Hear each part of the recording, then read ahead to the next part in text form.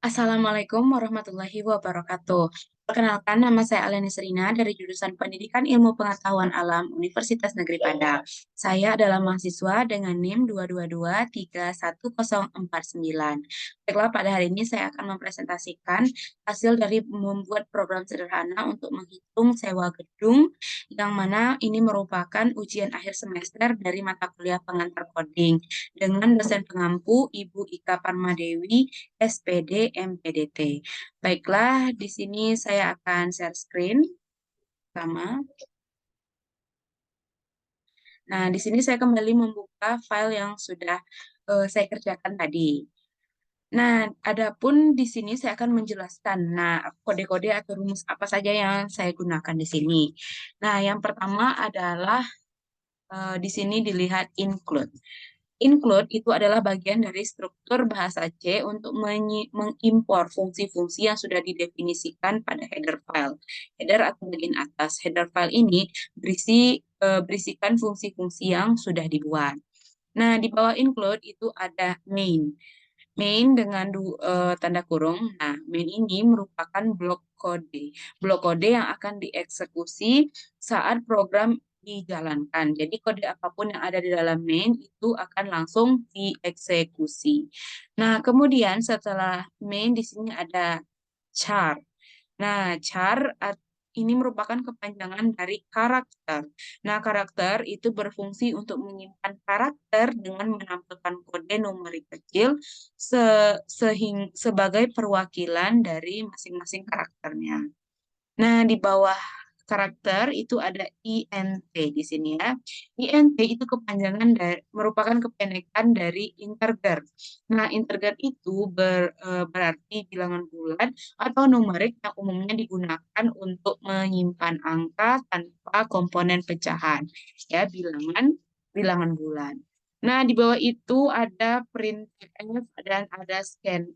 Apa bedanya?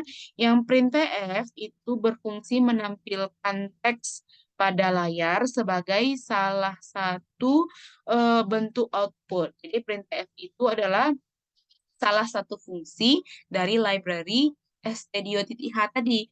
Maka dari itu penting untuk selalu menuliskan ini pada bagian atas setelah include. Kemudian lanjut scanf. Yang scanf itu adalah fungsi yang digunakan untuk pembacaan nilai yang diinput melalui keyboard berdasarkan penentu format. Nah, format yang diberikan itu tergantung dari jenis tipe data yang diambil. Nah, kemudian di sini kita jumpai lagi ada if.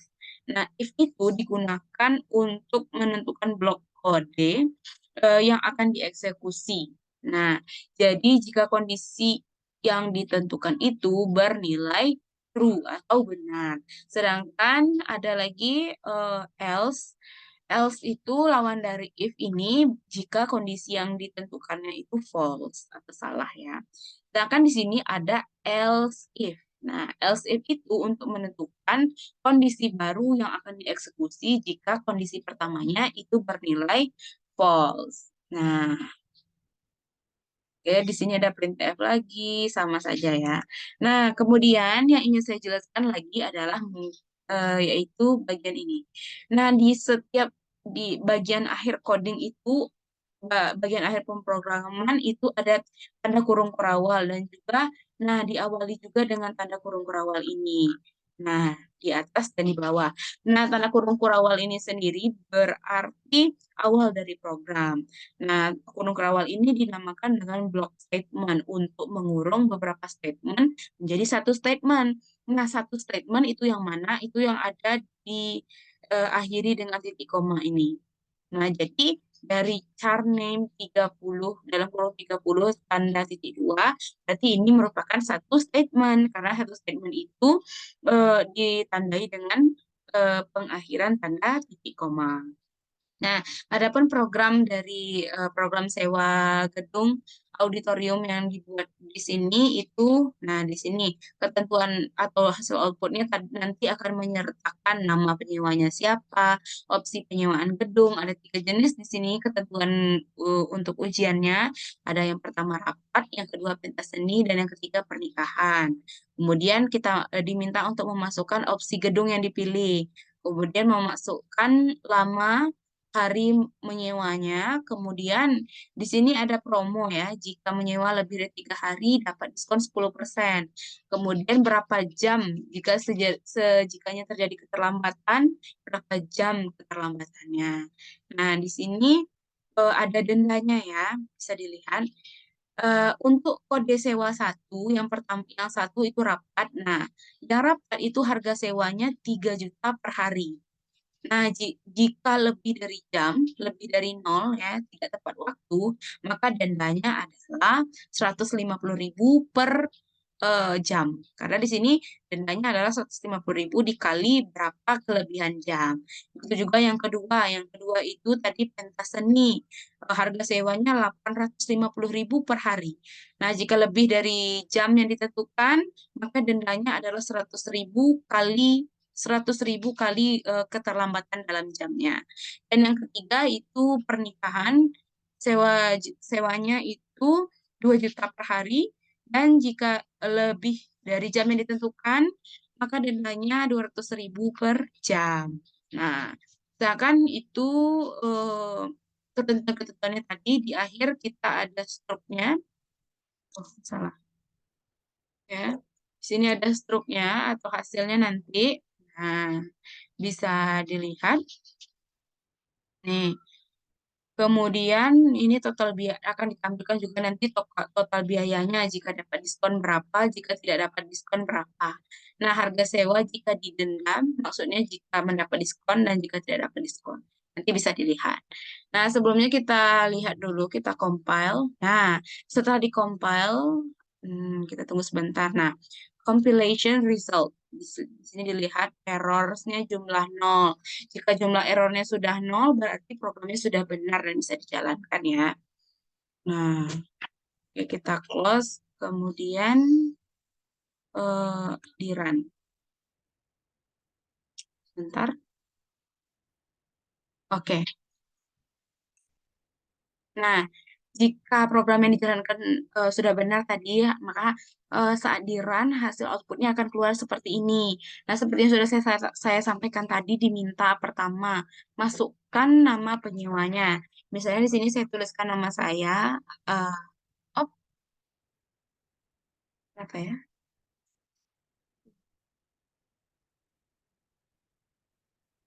Oke, masukkan nama penyewa. Saya di sini nama saya. Maaf.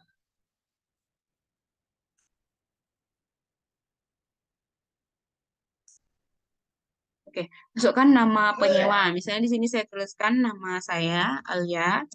Kemudian enter opsi penyewa gedung. Misalnya saya pilih nomor satu untuk rapat, enter lagi selama 1 hari, kemudian enter lagi.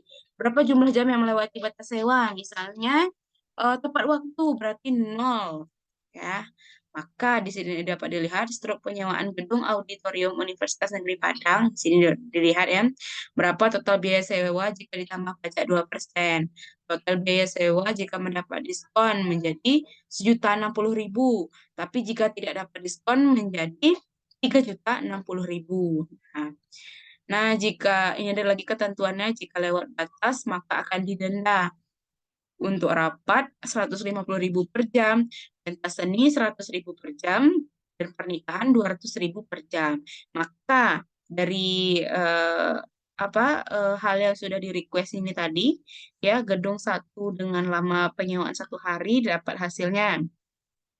Jika jika saya mendapatkan diskon itu 1.060.000, tapi saya tidak mendapatkan diskon karena tidak apa ya, tidak lebih dari 3 hari. Jadi pembayarannya adalah 3.060.000. Nah, sekian pemaparan saya tentang program sederhana untuk menghitung untuk menghitung sewa gedung, yang mana dapat kita lihat